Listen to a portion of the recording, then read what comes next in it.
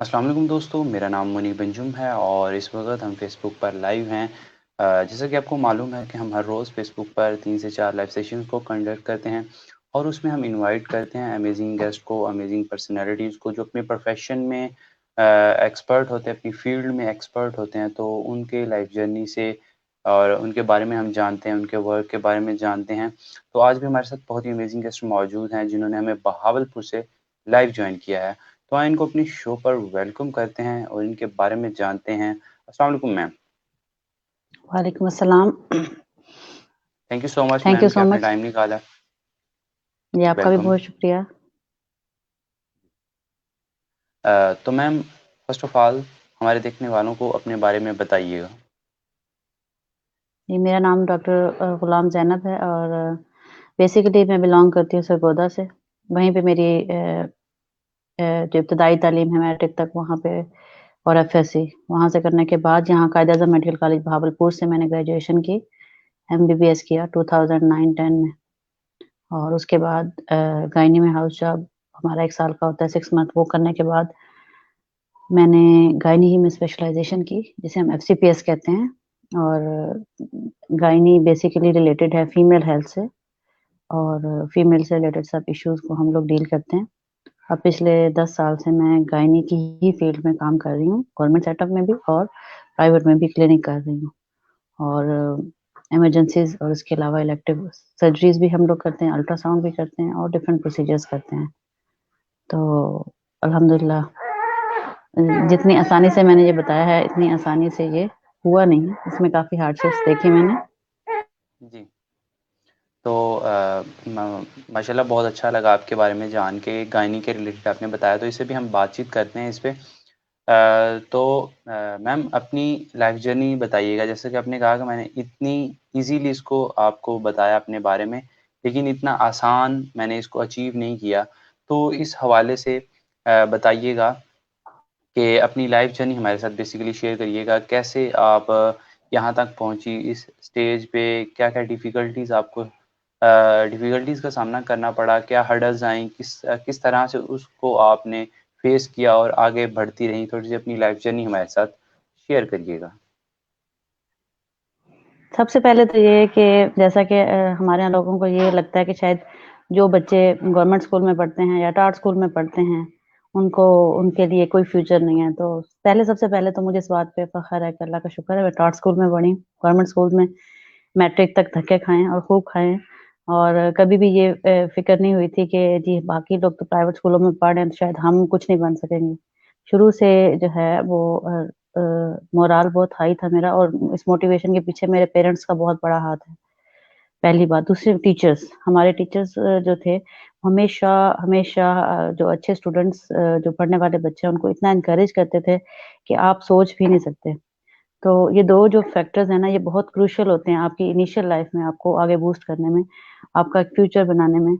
तो जैसा कि मैंने बताया कि वो जो जिस स्कूल में मैं जहाँ पे मैंने एजुकेशन स्टार्ट की, तो वो एक तहसील है सरगोदा की भलवाल और वहाँ पे ये था कि मेरे फादर गाँव से आए थे, वहाँ हम लोग सेट हुए तो बेसिकली फैमिली वालों में लड़कियों को पढ़ाने का बहुत ज़्यादा रिवाज नहीं था और मेरी एल्डर सिस्टर पहली लड़की थी जिन्होंने बीए तक ग्रेजुएशन तक अपनी तालीम मुकम्मल की।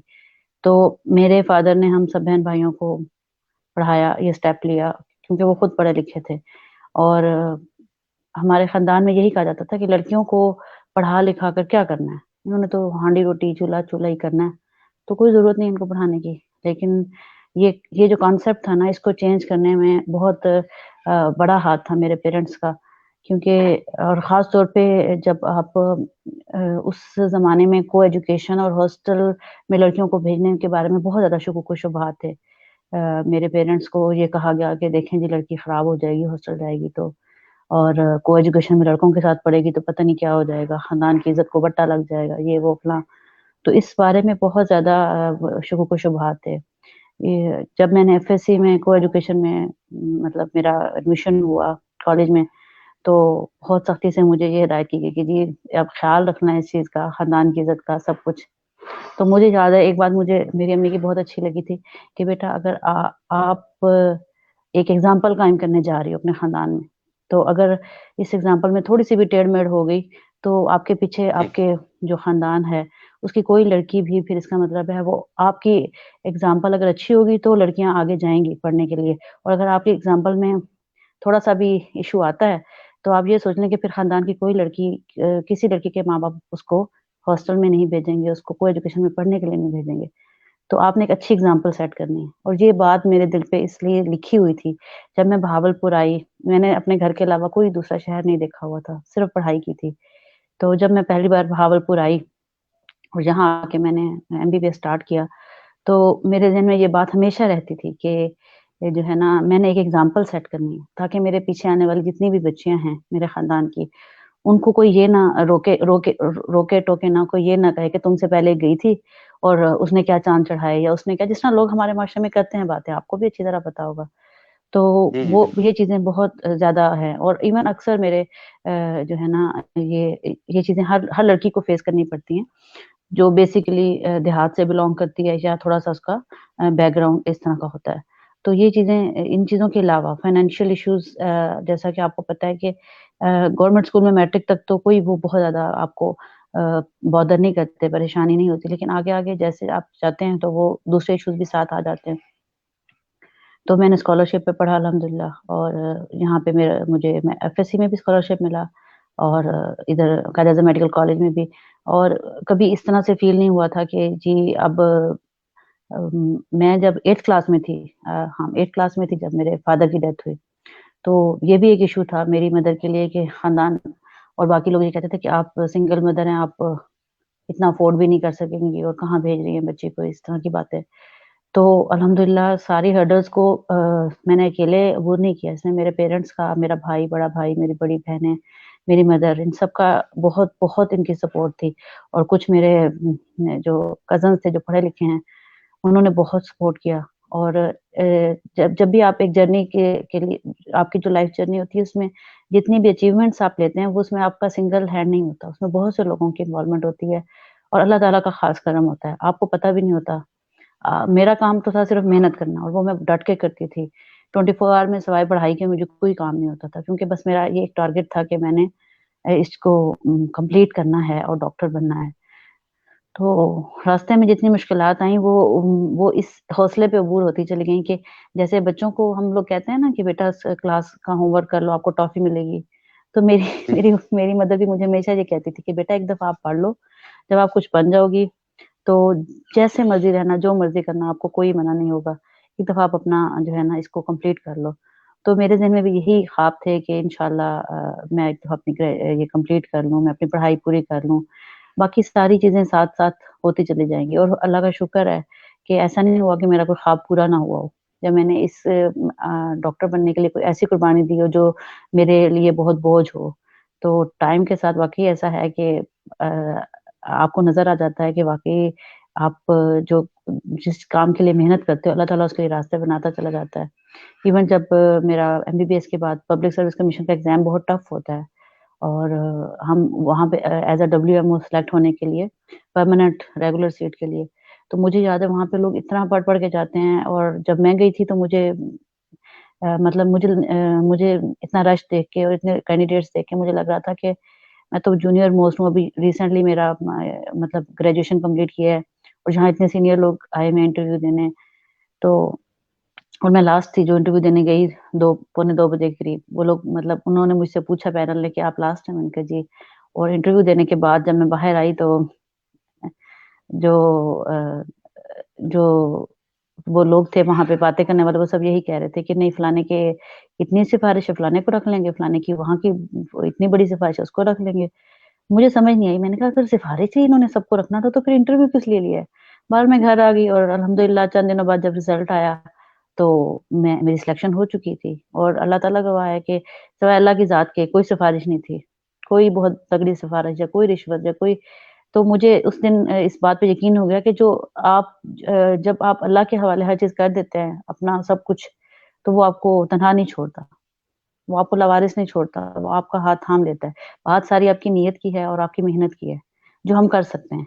उसके बाद जो है वो सारी जिसे कहते हैं ना कि वो तकदीर है जो लिखने वाला है। तो जिस तरह आपका बिलीव होता है वैसी चीजें आपको मिलती हैं। मैंने कभी इन चीजों पे बिलीव नहीं किया कि जी कोई सीट मिलेगी सिफारिश से तो कोई सीट मिलेगी, ऐसे मिल नहीं सकती। अपनी मेहनत पे और अल्लाह ताला के करम पे बिलीव किया है हमेशा, और अल्लाह ने हमेशा नवाजा अल्हम्दुलिल्लाह। आज किसी से भी कम नहीं हूँ मैं अपनी फील्ड में, अल्लाह का लाख-लाख शुक्र है। जी, जी। माशाल्लाह। जैसे कि आपने बताया कि आपके पेरेंट्स ने कहा था कि आप हमारे ख़ानदान में एक एग्ज़ाम्पल हैं, अगर आपने अच्छी एग्ज़ाम्पल कायम की तो फिर हमारा जो है वो बाकी लड़कियां भी पढ़ेंगी। अगर आपने यहाँ पे कोई अच्छी एग्ज़ाम्पल कायम ना की तो शायद ये थोड़ा-सा डेंजरस हो सकता था। तो माशाल्लाह आपने एमबीबीएस किया, डिफ़िकल्टीज़ का सामना किया, लेकिन आपने मेहनत काफ़ी की जिसका आपको फल भी मिला। तो एमबीबीएस जी। के हवाले से थोड़ा-सा हमारे जो देखने वाले हैं उसमें स्टूडेंट्स भी हैं, जो कि जिनकी ख़्वाहिश होती है, बचपन में पूछा जाता है कि आपने क्या बनना है? तो बच्चे बड़े शौक से कहते हैं कि मैंने डॉक्टर बनना है, इंजीनियर बनना है। तो हुँ। थोड़ा-सा गाइड करिएगा कि एमबीबीएस, एफएससी, प्री मेडिकल करने के बाद हमारा कॉलेज या यूनिवर्सिटी में एडमिशन हो जाता है एमबीबीएस के लिए। जब हम पास हुँ। आउट होते हैं तो उसके बाद क्या-क्या प्रोसेस हैं कि हम गवर्नमेंट जॉब भी कर सकते हैं? थोड़ा-सा एमबीबीएस के हवाले से गाइड करिएगा हमारे जो यंगस्टर्स हैं, जो स्टूडेंट्स हैं, जो कि करना चाहते हैं। जी। सबसे पहले तो उसके लिए आप एफएससी में प्री मेडिकल में 2 साल आप 90% अब तो मेरिट बहुत हाई है। आप बिल्कुल। मतलब बेस्ट अपने परसेंटेज लेते हैं एफएससी में, और एंट्री टेस्ट होता है, उसको पास करते हैं। उसके बाद आपका मेडिकल कॉलेज में एडमिशन होता है। मेडिकल कॉलेज में हमारे टोटल जो है वो 5 साल हमारी पढ़ाई होती है, और वो काफ़ी टफ होती है, ठीक है? लेकिन उसके बाद आपका 1 साल हाउस जॉब का यानी कि प्रैक्टिकल का होता है, जिसमें आप हाउस जॉब में डिफरेंट वार्ड्स में सीखते हैं, और साथ में आपको उसकी कुछ इंटर्नशिप या जिसे हम कहते हैं पे भी मिलती है। उसके बाद जब आपका ये कंप्लीट हो जाता है, हाउस जॉब भी हो जाता है, डिग्री भी कंप्लीट हो जाती है 5 साल की। उसके बाद जो है आपके पास 2 मतलब ऑप्शंस होते हैं। या गवर्नमेंट जॉब में आप एंटर होने के लिए 2 तरह की सीट्स होती हैं। एक एड हॉक होती हैं, जैसे हम कहते हैं कि वो परमानेंट नहीं होती, आर्ज़ी सीट होती है 1 साल के लिए, जैसे कॉन्ट्रैक्ट होता है 3 साल का। और एक परमानेंट सीट होती है जो through Punjab public service commission पास करनी होती है। और जो पहली सीट हमें मिलती है आफ्टर एमबीबीएस वो होती है मेडिकल ऑफिसर की। यानी कि अगर मैं वो women medical officer as a women medical officer आप सिलेक्ट होते हैं, या आप मेल हैं तो मेडिकल ऑफिसर सिलेक्ट होते हैं। और वो जो मेडिकल ऑफिसर की सीट है वो एक regular Punjab public service commission के इंटरव्यू के थ्रू पास करनी होती है। और इस इंटरव्यू में वो आपके जो 5 साल की पढ़ाई है उससे रिलेटेड कोई भी क्वेश्चन पूछ सकते हैं। कोई भी क्वेश्चन, यानी एक पैनल है जिसमें 4-5 सीनियर लोग, प्रोफेसर लोग बैठे हुए हैं, और उनमें वो आपसे बारी-बारी आपका इंटरव्यू करते हैं, और वो कुछ भी आपकी 5 साला जो आपने तालीम हासिल की है उसके अलावा कुछ थोड़ा बहुत जनरल नॉलेज का भी पूछ लेते हैं। एक चीज़ ये है। दूसरा ऑप्शन ये होता है कि कुछ लोग इस गवर्नमेंट जॉब को प्रेफ़र नहीं करते। वो कहते हैं कि हमने सिर्फ़ डायरेक्ट स्पेशलाइज़ेशन करनी है। तो अब गवर्नमेंट ने ये रूल बना दिया है कि स्पेशलाइज़ेशन के लिए वो इंडक्ट तब तक नहीं करते, सेंट्रल इंडक्शन में नहीं डालते जब तक आप 2 साल पेरी-फ्री पे काम ना करें, एज़ अ मेडिकल ऑफिसर, ठीक है? तो 2 साल पेरी-फ्री पे काम करने के लिए वही आपको इंटरव्यू के प्रोसेस से गुज़रना होता है, जो एक एग्ज़ाम की तरह ही होता है। तो उसके बाद आपको वो सीट मिलती है। उसके बाद 2 साल के अंदर-अंदर आप अप्लाई करते हैं अपने उसके लिए पार्ट 1 के लिए। स्पेशलाइज़ेशन के हमारे मेजर 2 या 3 एग्ज़ाम होते हैं। उसे हम कहते हैं पार्ट 1 इंटरमीडिएट और पार्ट 2। जैसे मैंने एफसीपीएस गायनी में किया है, अगर कोई मेडिसिन में या रेडियोलॉजी में या किसी भी सब्जेक्ट में शोबे मेडिकल के शोबे से रिलेटेड एफसीपीएस करना चाहता है, तो एफसीपीएस इटसेल्फ 4 साल का कोर्स होता है, जिसमें मुख्तलिफ एग्ज़ाम्स आपको पास करने होते हैं। तो ये एमबीबीएस के 5 साल और छठा साल हाउस जॉब का और 4 साल एफसीपीएस के मिला के ये टोटल 10 साल की खाली पढ़ाई हो जाती है। लेकिन ये है कि जब आप स्पेशलाइज़ेशन की डिग्री कर लेते हैं, एफसीपीएस कर लेते हैं किसी भी उसमें, तो आप कंसल्टेंट बन जाते हैं। आप किसी भी जगह पे अपना क्लिनिक खोल सकते हैं और अपनी practice as a private clinician शुरू कर सकते हैं। अपना जैसे मेडिसिन के डॉक्टर होते हैं, सर्जरी के होते हैं, रेडियोलॉजिस्ट, अल्ट्रासाउंड के होते हैं, स्किन स्पेशलिस्ट होते हैं। ये सब इस प्रोसेस से गुज़रते हैं। 4 साल का ये स्पेशलाइज़ेशन का कोर्स करने के बाद ये कंप्लीट होता है। तो पढ़ाई नो डाउट टफ होती है, लेकिन अगर आपके माइंड में ये जज़्बा है खिदमत का, और ये जज़्बा है आप अपने शौक से इस फील्ड में आए हैं, तो आपको टफ नहीं लगता। जैसे मुझे शौक है, मैंने मतलब स्टूडेंट लाइफ में ही डिसाइड कर लिया था कि ये मैंने काम करना है, तो फिर मुश्किल नहीं होती। इन अ सेंस कि आपको आपके ज़हन में अपना सिर्फ़ यही टारगेट होता है कि हाँ, इसी काम के लिए अल्लाह ने मुझे बनाया और मैंने यही काम करना है। तो फिर आप घबराते नहीं हैं, परेशान नहीं होते, आपका फ़ोकस होता है माइंड। जब आप फ़ोकस नहीं होते, आप सोचते हो मैं एमबीबीएस भी कर लूँ और सीएसएस भी कर लूँ और साथ में मैं जो हूँ पेंटिंग का कोर्स भी कर लूँ। इस तरह से प्रोफ़ेशनल जो एजुकेशन है उसमें आप इस तरह से मल्टीपल चीज़ों में आपका माइंड अगर डिवाइड हो जाए तो फिर आप कहीं के भी नहीं रहते। तो जो मेडिकल की पढ़ाई है या हमारी जो प्रैक्टिस है, हमें फ़ोकस करना होता है बहुत ज़्यादा अपने ही फ़ील्ड पे। यानी कि अगर मैं ये कहूँ कि मैं बहुत अच्छी एंकर पर्सन बन जाऊँ, मैं न्यूज़कास्टर भी बन जाऊँ, मैं एक्टर भी बन जाऊँ और मैं डॉक्टर भी बन जाऊँ। बन तो मैं जाऊँगी लेकिन कहीं पे भी परफेक्ट नहीं होंगी। परफेक्शन तभी आती है जब आप एक ही फ़ील्ड में मुसलसल टाइम देते हैं, मुसलसल मेहनत करते हैं। जैसे अगर मैं अब गायनी में 10 साल से काम कर रही हूँ, तो अब आगे मुझे लगता है कि हाँ, कुछ बेहतरी आ गई है। मतलब मेरे डायग्नोसिस में, ट्रीटमेंट ऑप्शंस में, सर्जरीज़ में आपका स्किल इम्प्रूव हो जाता है। तो ये कंटीन्यूअस प्रोसेस है। इसमें आपका जो लोग चेंज करते हैं ना अपना प्रोफ़ेशन, उनके लिए प्रॉब्लम ज़्यादा बढ़ जाते हैं। जो लोग फ़ोकस रहते हैं, एक ही अपना उन्होंने पहले से सेट किया होता है टारगेट, उनको मुश्किल नहीं होती और अगर वो हार्ड वर्किंग हो तो फिर वो कंप्लीट कर लेते हैं। मेहनत तो मुसलसल जी, करनी पड़ती है, बगैर मेहनत के मतलब कुछ भी हासिल नहीं है। बिल्कुल मेहनत जैसा कि आपने भी मेहनत की और माशाल्लाह एमबीबीएस किया आपने। तो गायनी के रिलेटेड बताइएगा कि आपने कहा कि 10 इयर्स ऑफ एक्सपीरियंस है आपका गायनी में। तो गायनी बेसिकली है जी, क्या चीज़ और क्या-क्या इसका प्रोसेस है? इसमें थोड़ी-सी डिटेल से बताइएगा गायनी के रिलेटेड। जी। गायनेकोलॉजी एंड ऑब्स्टेट्रिशियंस की जो है ना, इसकी डेफ़िनेशन में फीमेल रिप्रोडक्टिव सिस्टम से रिलेटेड सारे प्रॉब्लम्स आ जाते हैं। एक यंग गर्ल के पीरियड से लेकर उसकी प्रेगनेंसी की कॉम्प्लिकेशन और उसकी जितनी जो उसकी यूट्रस जो हमारे पेल्विस में जितने स्ट्रक्चर्स हैं एनाटॉमिकल उसमें उसके सारे मतलब ट्यूमर्स आ गए, यूट्रस का ट्यूमर आ गया, ओवेरियन ट्यूमर आ गए, सर्जरीज़ आ गए, सी सेक्शन आ जाते हैं, नॉर्मल डिलीवरी आ जाती है इसमें और इसमें आपका जो है इनफर्टिलिटी आ जाती है। मेरा बेसिक इंटरेस्ट जो है वो इनफर्टिलिटी में है। इसे हम सब स्पेशलाइज़ेशन कहते हैं। यानी आपने एफसीपीएस गायनी में कर लिया, फिर आगे इसके 4 डिफरेंट शोबे हैं जिनमें सब स्पेशलाइज़ेशन होती है। उनमें से एक है सब फर्टिलिटी। सब फर्टिलिटी में हम बांझपन में मुब्तला जो कपल होते हैं, उनको हम डील करते हैं और जैसा कि आपने नाम सुना होगा टेस्ट ट्यूब बेबी का, तो ये लेटेस्ट रिप्रोडक्टिव टेक्निक्स हैं, असिस्टेड रिप्रोडक्टिव टेक्निक्स। इसमें हम लेटेस्ट जो ट्रीटमेंट ऑप्शंस हैं, उनको यूज़ करते हैं, जिसकी वजह से अब हमारे सोसाइटी में बांझपन का वर्ड जो है मेडिकल की टर्म में खत्म हो चुका है। क्यों? इससे पहले हम इनफर्टिलिटी कहते थे कि मतलब इनफर्टाइल होना, बांझ होना। अब उन्होंने टर्म्स को चेंज करके उसको सब फर्टिलिटी कह दिया। सब फर्टिलिटी का मतलब है कि लो होना फर्टिलिटी का यानी कि प्रॉब्लम्स होना। लेकिन हम उसको हर तरीके से उसको ट्रीट कर सकते हैं। लेटेस्ट मेथड इतने अच्छे आ चुके हैं कि अब कोई मुश्किल नहीं होती। आप कपल को ट्रीट करते हैं और उसके लिए अलग से सब फर्टिलिटी क्लिनिक्स होते हैं और उसमें जिसमें कपल को बाकायदा बुलाया जाता है, उनको पूरा इन्वेस्टिगेट किया जाता है और उसके बाद उनके टेस्ट वगैरह, उनकी हिस्ट्री सब कुछ करने के बाद अगर कोई हमें प्रॉब्लम नज़र आता है तो उसको ट्रीट करते हैं और अगर कोई भी प्रॉब्लम नज़र नहीं आता जिसे हम कहते हैं अनएक्सप्लेन्ड इनफर्टिलिटी या सब फर्टिलिटी जिसमें सारे टेस्ट नॉर्मल हैं लेकिन फिर भी कंसीव नहीं हो रहा, तो उसमें फिर हम ये असिस्टेड रिप्रोडक्टिव टेक्निक्स वाले मेथड लगाते हैं जिनमें ये टेस्ट ट्यूब बेबी वाले मेथड आ जाते हैं। इसको हम आईयूआई कहते हैं, आईवीएफ कहते हैं अपनी टर्म में।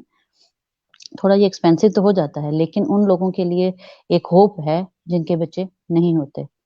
तो इस सिलसिले में मैं जो हूँ वो जो क्लिनिक कर रही हूँ उसमें मेरी ऑनलाइन भी कंसल्टेशन होती है और वैसे क्लिनिक पे भी लोग आते हैं। ऑनलाइन में डिफरेंट ऐप्स के थ्रू हम लोग कंसल्टेशन देते हैं। जैसे मैं मरहम ऐप के थ्रू ज़्यादातर ऑनलाइन लेती हूँ। पूरे मतलब दुनिया से जो हैं फीमेल वो ऑनलाइन वीडियो जैसा कॉन्फ्रेंस कॉल होती है उसके ज़रिए अपना प्रॉब्लम डिस्कस करती हैं। उन्होंने रिपोर्ट्स वगैरह अक्सर करवाई होती हैं अल्ट्रासाउंड वगैरह, वो दिखा देती हैं और उसके बाद क्या होता है कि वो अच्छा एक और बात बताऊँ मैं साथ-साथ जो हूँ ना अपने 3 बच्चे भी पाल रही हूँ प्रैक्टिस के साथ। आपको आवाज़ आ रही होगी, ये मेरा जो छोटू वाला है ना, ये रो रहा है। तो ये नहीं होता कि आप अपनी प्रोफ़ेशनल लाइफ़ में आपकी हो डोमेस्टिक लाइफ़ नहीं होती। घर भी चला रही हूँ अल्हम्दुलिल्लाह मेरे 3 बच्चे हैं। छोटे वाला बहुत छोटा भी 1.5 माह का है और उससे बड़ा 3 साल का और उससे बड़ा जो है वो 5 साढ़े 5 साल का है। तो ये भी साथ-साथ काम चलते हैं, माशाल्लाह। घर का काम भी, ड्यूटी भी चलती है और ये क्लिनिक भी चलता है। तो सब फर्टिलिटी मैंने इसलिए जॉइन किया क्योंकि इसमें बहुत खुशी होती है जब एक कई सालों से जो लोग रुल रहे होते हैं, प्रेगनेंसी नहीं हो रही, जब उनको प्रेगनेंसी होती है मेडिसिन से, ट्रीटमेंट से, तो इसकी एक अपनी खुशी होती है। फिर आप उसी केस को लेके आगे चलते हैं और जब हेल्दी बेबी उनकी गोद में आता है तो एक वो मैं आपको बता नहीं सकती वो क्या फीलिंग्स होती हैं। आप इवन डॉक्टर मतलब पेशेंट की तो होती है, डॉक्टर बहुत खुश होता है। तो महीने में अगर आपका एक भी केस कामयाब हो जाए और आप उसको सक्सेसफुली फ्रूटफुल ट्रीटमेंट आपकी हो जाए और वो पेशेंट कंसीव कर जाए, तो आपकी सोच है लगता है कि आपकी मेहनत पूरी हो गई। तो ये मेरा पैशन है, सब फर्टिलिटी के पेशेंट्स को देखना और बहुत डिटेल में देखना। इसके लिए स्पेशल मैंने डिप्लोमा किया एफसीपीएस करने के बाद लाहौर से और उसको उसको मैं अब यहाँ भावलपुर में प्रैक्टिस कर रही हूँ, अल्हम्दुलिल्लाह।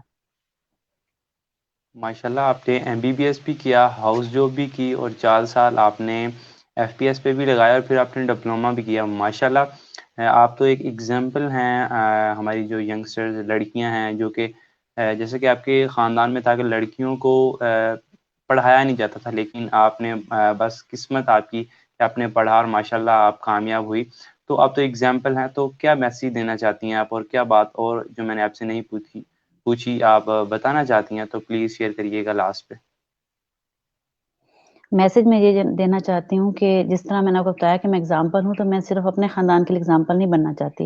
मैं पूरे बिल्कुल, पाकिस्तान की लड़कियों के लिए एग्ज़ाम्पल बनना चाहती हूँ कि वो पढ़ें, इस फ़ील्ड में आएँ क्योंकि अभी भी यहाँ पे डॉक्टर्स की बहुत शॉर्टेज है, ख़ास तौर पे गायनी में जो है ना अच्छे डॉक्टर्स डॉक्टर बनना कोई कमाल नहीं है। अच्छा डॉक्टर बनना, जिससे आपके मरीज़ को शिफ़ा मिले और आप अपने ये अच्छा डॉक्टर बनना ये बहुत ज़रूरी है और इसके लिए अभी भी बहुत डिमांड है हमारी सोसाइटी में। तो मैं इसलिए मैं सारी अपनी पाकिस्तान बल्कि पूरी दुनिया में जो मैटरनल मोर्टेलिटी है उसको कम करना चाहती हूँ। मैटरनल मोर्टेलिटी क्यों होती है? जो औरतें प्रेग्नेंट होती हैं वो डॉक्टर तक नहीं पहुँच पाती, पहुँच सकती हैं, देहातों में होती हैं, दूर होती हैं और रास्ते में या घर में ही जिनकी डेथ हो जाती है डिलीवरी के प्रोसेस के दौरान, उसको कम करने के लिए हम क्या इक़दामात कर सकते हैं, उस पे मैं वर्क कर रही हूँ और इसके लिए पब्लिक एजुकेशन बहुत ज़रूरी है कि किन-किन कंडीशन में हाई रिस्क है पेशेंट उसको डॉक्टर के पास बड़े हॉस्पिटल में जाना ज़रूरी है। इस मकसद को हासिल करने के लिए मैंने अपना एक यूट्यूब चैनल बनाया है जो डॉक्टर ज़ैनब मलिक के नाम से है। उसका लिंक मैं शेयर कर दूँगी। तो उसमें मैं 5 या 7 मिनट की वीडियोज़ बनाती हूँ और एजुकेट करती हूँ अपनी अपनी बहनों को कि किस तरह, किस कंडीशन में उनको डॉक्टर से राब्ता करना चाहिए और ज़रूर जाना चाहिए। और मैं चाहती हूँ कि हेल्दी लाइफ़ हो, हेल्दी कपल हो, हेल्दी बच्चे हों और ख़वातीन की ख़ास तौर पे, जिनकी ज़िंदगी रुल जाती है इसी प्रोसेस में, बच्चा पैदा करने के प्रोसेस में कुछ मर जाती हैं और कुछ ऐसी बीमार हो जाती हैं कि कभी उठ नहीं पाती। तो इस मैटरनल मोर्टेलिटी और मॉर्बिडिटी को कम करने के लिए मैं काम कर रही हूँ और पब्लिक एजुकेशन पे और मैं चाहती हूँ कि सबको मौका मिले आगे आने का। अगर आप मेहनत करने वाले हैं, तो मेडिकल का फ़ील्ड बिल्कुल भी बुरा नहीं है। अगर आपका पैशन है, आपका शौक है, तो आपको कभी पछताना नहीं पड़ेगा। आप मेरी तरह खुशी-खुशी आएँगे और खुशी-खुशी काम करेंगे। आपको मुश्किल नहीं लगेगा कि हाय मैं तो बच्चे भी सँभाल रही हूँ, हाय मैं क्लिनिक भी करूँ, मैं नौकरी भी करूँ, जॉब भी करूँ। पैनिक नहीं होंगे आप। अगर आपका पैशन है, आपका शौक है, तो आप रातों को जाग भी लेंगे और आप दिन-रात भी काम कर लेंगे। बात सारी शौक की है। वो कहते हैं ना शौक का कोई बिल्कुल। मोल नहीं। तो मैं कहना चाहती हूँ कि शौक रखने वाले लोग और मेहनत करने वाले लोग इस फ़ील्ड में ज़रूर आएँ।